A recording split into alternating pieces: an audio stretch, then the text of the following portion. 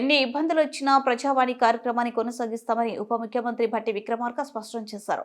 ప్రజలు తమ అవసరాలు, ఇబ్బందులను నేరుగా చెప్పుకోవడానికి ప్రభుత్వం ప్రజావాణిని ఏర్పాటు చేస్తుందన్నారు. ప్రజావాణి కార్యక్రమాన్ని ప్రారంభించి ఏడాది పూర్తయిన సందర్భంగా హైదరాబాద్ ప్రజాభవన్లో అధికారులను ఉద్దేశించి ఆయనతో మాట్లాడారు. పోడు భూములు సాగుకు సంబంధించిన వ్యవసాయ బోర్డులకు రైతులు సౌర విద్యుత్ను ఏర్పాటు చేసుకోవడానికి చర్యలు చేపట్టాలంటూ గిరిజన సంక్షేమ శాఖకు ఆదేశాలు ఇస్తామని ఈ సందర్భంగా వెల్లడించారు. ప్రజావాణిలో ఇచ్చే దరఖాస్తులకు పరిష్కారం లభిస్తుంది. ప్రజలు సంతోషంగా ఉన్నారు. మా ప్రభుత్వం ప్రజలకు జవాబుదారీగా పనిచేస్తుంది. ప్రజావాణిలో వచ్చిన ప్రతి దరఖాస్తును కంప్యూటరీకరించి సంబంధిత అధికారులను పంపించి ఆ సమస్య పరిష్కారానికి తీసుకున్న నిర్ణయాలను ప్రజలకు తెలిపే విధంగా నిరంతర పర్యవేక్షణతో దరఖాస్తుదారులు సంతోషాన్ని వెలుబుచ్చుతున్నారు.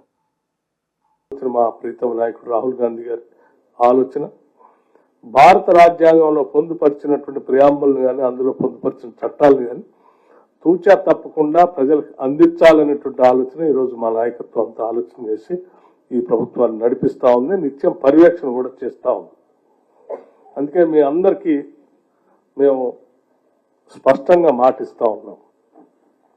ఈ ప్రజావాణి నిరంతరం కొనసాగుతుంది. ఎన్ని ఇబ్బందులు వచ్చినా ఈ ప్రజావాణిని నడిపిస్తాం. కేవలం మాటల కోసం లేకపోతే వార్తల్లో చూపించడం కోసం కాదు, ప్రజల సమస్యల పరిష్కారం కోసం ప్రజావాణి అనేటువంటి నమ్మకం ప్రతి పౌరుడికి రాష్ట్రంలో కలిగే స్థాయి వరకు ఈ ప్రజావాణిని ముందుకు నడిపిస్తాం. హైదరాబాద్ నుంచి వచ్చినటువంటి సోదరులు ఎప్పటి నుంచో పెండింగ్ ఉన్నటువంటి పోడు భూములకు సంబంధించినటువంటి పట్టాలు పొందడం, సరే ఆ పట్టాలకు సంబంధించినటువంటి చట్టాలను కూడా ఆనాటి కాంగ్రెస్ ప్రభుత్వాలు తీసుకొచ్చాయి. 10 సంవత్సరాలు అమలు చేసి ఉంటే ఇబ్బంది వచ్చి ఉండేది కాదు. ఆ పట్టాలు పొందినా వారికి కావాల్సిన బ్యాంకింగ్ నుంచి రావాల్సినటువంటి క్రాప్ లోన్ రావట్లేదని చెప్తా ఉన్నారు. ఎలక్ట్రిసిటీ సంబంధించిన సమస్య గురించి కూడా దృష్టి తీసుకొచ్చారు.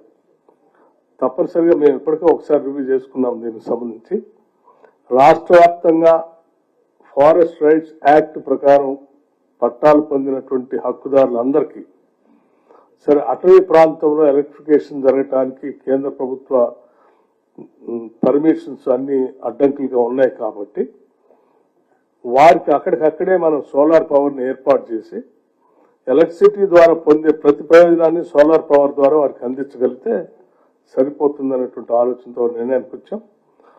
ఆ రకంగా పోడు భూములు వ్యవసాయం చేసుకునేటువంటి వాళ్ళందరికీ ఎక్కడైనా ఎలక్ట్రిసిటీ అందుబాటులో లేకపోతే మేము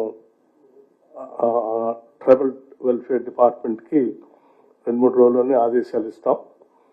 అన్ని చోట్ల మొత్తం ఈ ట్రైబల్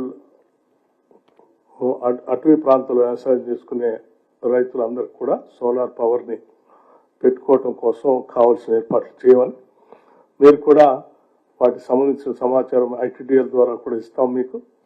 దాన్ని తీసుకొని మీరు తప్పనిసరిగా లబ్ధి పొందవలసిందిగా మీ అందరికీ విజ్ఞప్తి చేస్తా ఉన్నాను. అట్లాగే హైదరాబాద్ నగరంలో ఉన్నటువంటి స్లమ్స్ లో ఉన్నటువంటి సమస్యల గురించి చెప్పారు, ఇతరత్ర సమస్యల గురించి చెప్పారు, ధరణి సమస్యల గురించి చెప్పారు, నిరుద్యోగ సమస్యలు చెప్పారు. వాటన్నిటికీ ఒకదాని తర్వాత ఒకటి పరిష్కారం చూపిస్తూ ముందుకు పోతా ఉన్నాం.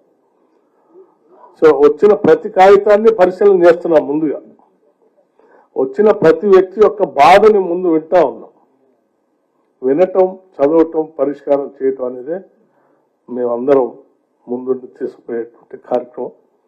మీ అందరికి కూడా నేను మరొకసారి నా అభినందనలు తెలియజేస్తూ రాష్ట్ర ప్రభుత్వం నుంచి, ముఖ్యమంత్రి గారి దగ్గర నుంచి, మంత్రిమండలి మొత్తం, యావత్ మంత్రిమండలి మొత్తం నుంచి మీ అందరికీ సంవత్సర కాలం పూర్తి చేసుకొని ప్రభుత్వం ప్రజల కోసం పనిచేసేటట్టుగా ఇంకా కావలసినంత మీ ఆశీస్సులన్నీ అందించవలసిందిగా మీ అందరినీ కోరుతూ భవిష్యత్తులో